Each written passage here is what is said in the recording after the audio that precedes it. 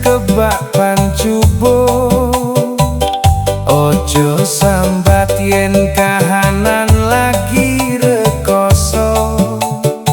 Gusti mboten sare ngrungokke donga, sabar lan narimo iku kuncine mulya. Kabeh manungsa ngrasakne pait getire, ojo sumelang badai mesti bakal ganti. Seneng susah elingo marang sing kuwasa, rudo urip muter bakal panggah nemu ayem. Tetep sabar dong ora bakal bubar, senajan ati ambyar dalan dadi jembar. Pasrahne Gusti kabeh reroncen urip iki, Gusti kang akarya bakal paring dalan padhang.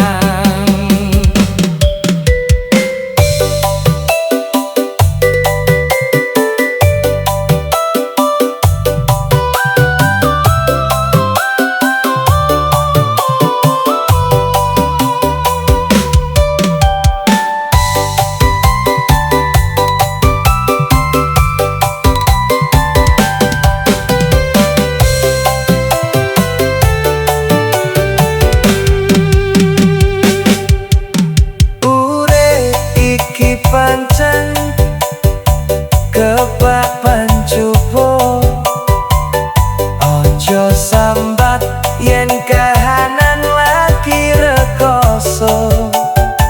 Gusti mboten sare ngrungokke donga, sabar lan narimo iku kuncine mulya.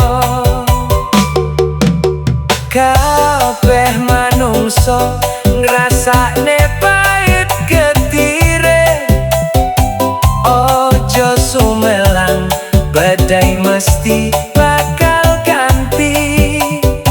Seneng susah elingo marang sing kuwasa, rujuk urip muter bakal panggah nemu ayem.